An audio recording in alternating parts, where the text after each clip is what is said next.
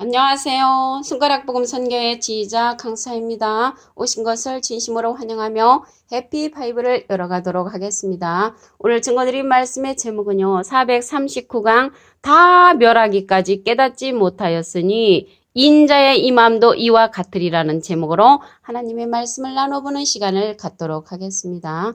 마태복음 24장 39절을 보시면 홍수가 나서 저희를 다 멸하기까지 깨닫지 못하였으니 인자의 임함도 이와 같으리라 라고 기록되어 있습니다. 다 멸했다고 했거든요.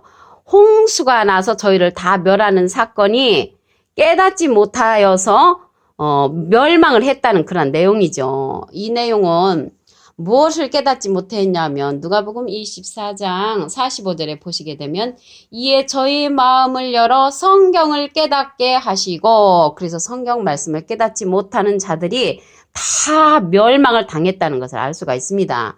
이때가 언제냐면요. 마태복음 24장 37절을 보시면 노아의 때와 같이 인자의 맘도 그러하리라. 그래서 노아의 때와 똑같이 인자, 예수님이 다시 재림하는 때도 똑같다고 했습니다.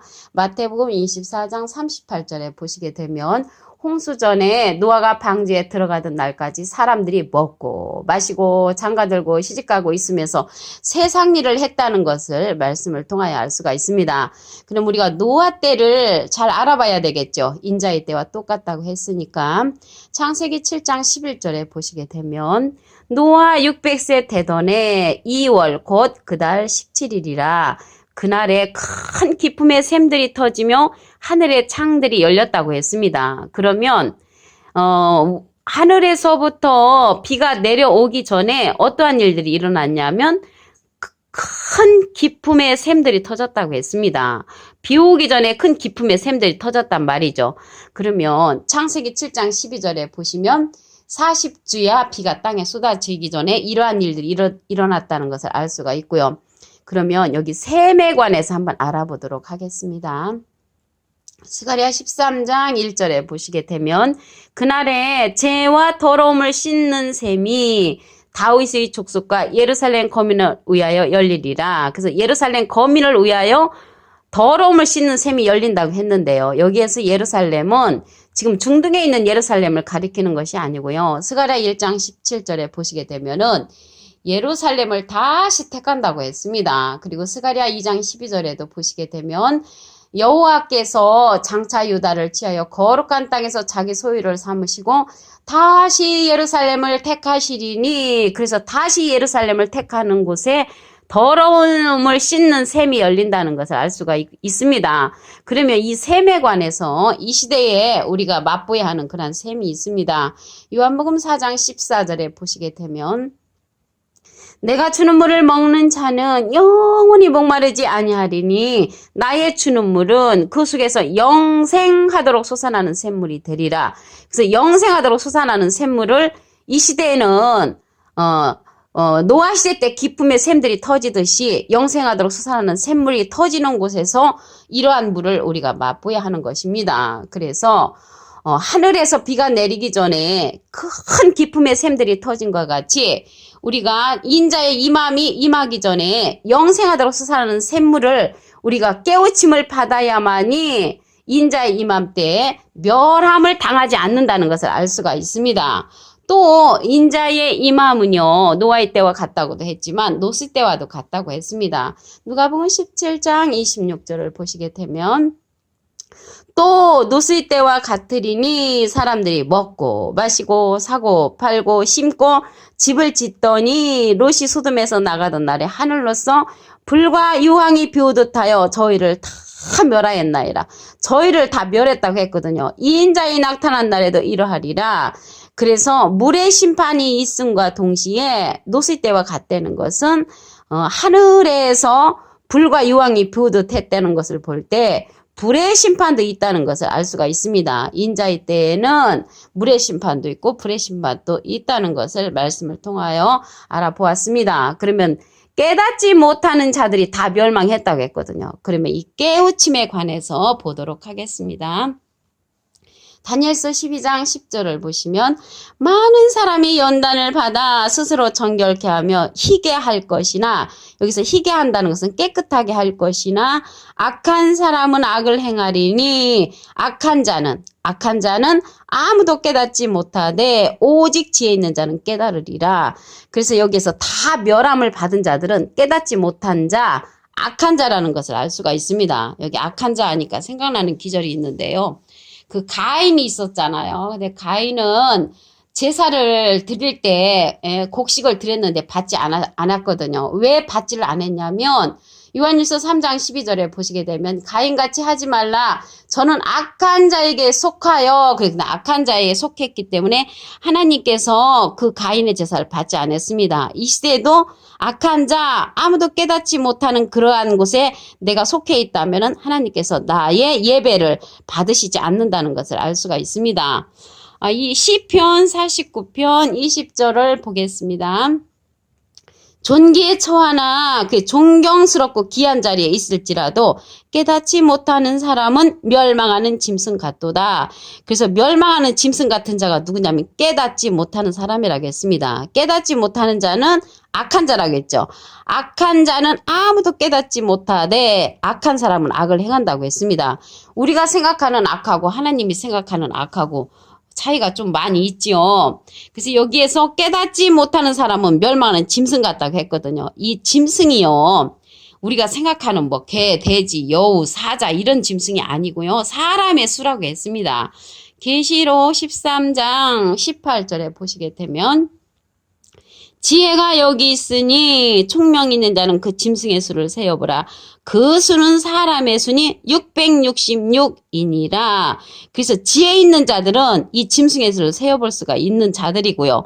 그 수가 사람의 수라고 했거든요. 짐승의 수가 사람의 수인데 666이란 말이죠. 그래서 666이 어떤 사람은 뭐 베리칩이다. 어떤 사람은 슈퍼컴퓨터다. 어떤 사람은 나름대로 666 선지자를 빙자한 금이다 이렇게 말하는 사람, 또 거짓 목자다 이렇게 말하는 사람들이 있는데요. 여기에 말씀을 다시 한번 보시면 계시록 13장 18절 지혜가 여기 있으니 총명 있는 자는 그 짐승의 수를 세어보라. 그 수는 사람의 수니 666이니라 라고 기록되어 있습니다.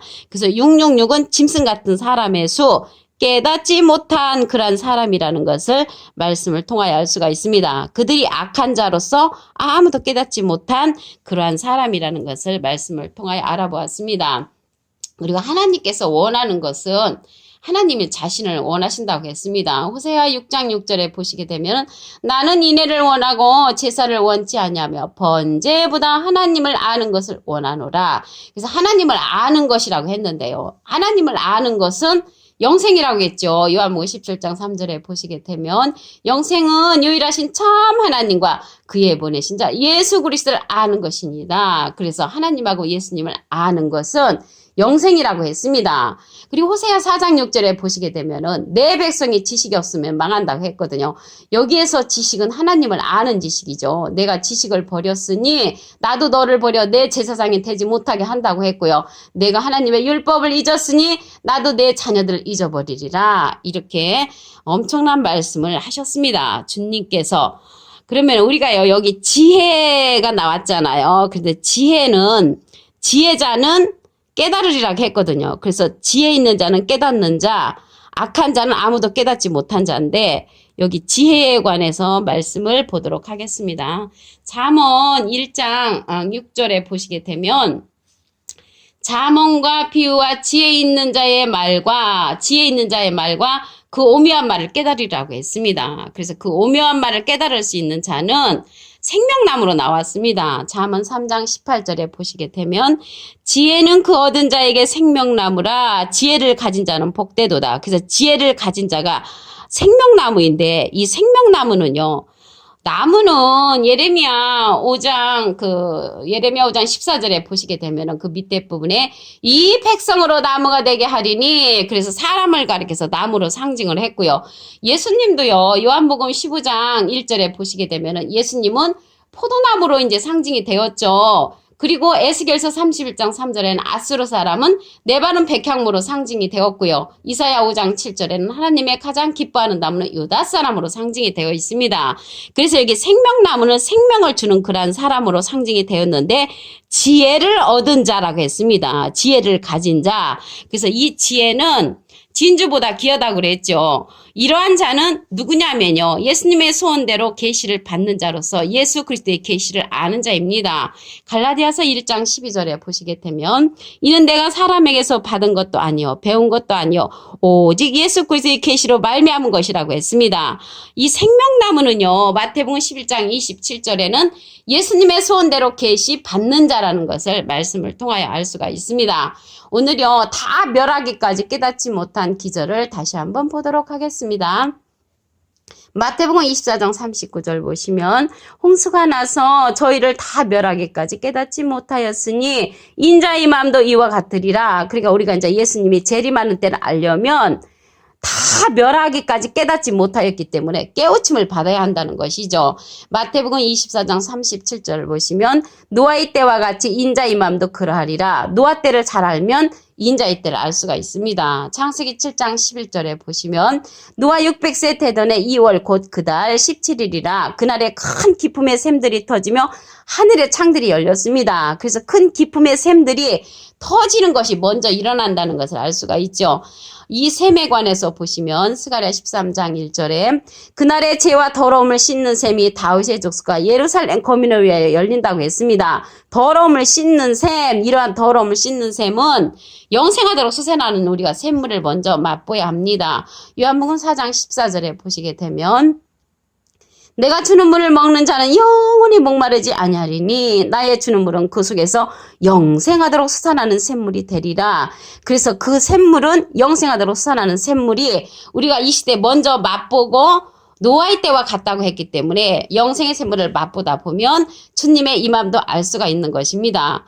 또 노스의 때와 같다고 했습니다. 주님의 임함은 누가복음 17장 26절 보시면 또 노스의 때와 같으리니 사람들이 먹고 마시고 사고 팔고 신고 집을 짓더니 이게 이제 세상 일을 많이 하죠. 사람들이 노시 소돔에서 나가던 날에 하늘로서 불과 유황이 비우듯 하여 저희를 멸하였다고 했습니다. 이 인자에 나타나는 내도 이러하리라. 그래서 샘물에 물의 심판이 있는가 하면은 불의 심판이 있다는 것을 말씀을 통하여 알 수가 있습니다. 하늘에서 불과 여왕이 비우듯 내려온다고 그랬죠.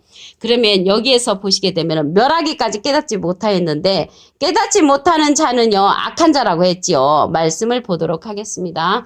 다니엘서 12장 10절을 보시면 많은 사람이 연단을 받아 스스로 정결케 하며 희게 할 것이나 악한 사람은 악을 행하리니 악한 자는 아무도 깨닫지 못하되 지혜 있는 자는 깨달으리라. 그래서 지혜자는 깨우침 받은 자, 악한 자는 깨우침 받지 못한 자라는 것을 알 수가 있습니다. 시편 49편 20절을 보겠습니다. 존귀에 처하나 존경스럽고 귀한 자리에 내가 있을지라도 깨닫지 못하는 사람은 멸망하는 짐승 같도다. 그래서 깨닫지 못하는 사람은 멸망하는 짐승 같다고 했는데 짐승 같은 그러한 자들을 보도록 하겠습니다. 계시록 13장 18절을 보시면 지혜가 여기 있으니 총명 있는 자는 그 짐승의 수를 세어보라. 그 수는 사람의 수니 666이니라. 그래서 계시록 13장 18절에 666명의 짐승 같은 사람이 출현한다는 것을 말씀을 통하여 알 수가 있습니다. 생명나무가 지혜자라고 했거든요. 잠언 3장 18절을 보겠습니다. 지혜는 그 얻은 자에게 생명나무라. 지혜를 가진 자는 복되더라. 이 생명나무는 말 그대로 우리에게 생명을 주는 그런 사람이라는 것을 알 수가 있습니다.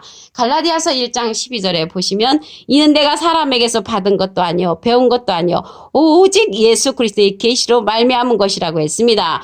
예수 그리스도의 계시로 말미암은 것은 마태복음 11장 27절에 보시게 되면은 예수님의 소원대로 계시 받는 자가 나옵니다. 그래서 예수님의 소원대로 계시 받는 자가 생명나무로서 지혜자라는 것을 알 수가 있고요. 이 시대에 깨우침을 받아야 하면은 우리가 생명나무 지혜자를 만나야 되는 그런 시기가 된 것입니다. 오늘 439강 다 멸하기까지 깨닫지 못하였으니 인자의 맘도 이와 같으리라는 제목으로 하나님의 말씀을 나눠보는 시간을 가졌습니다. 감사합니다.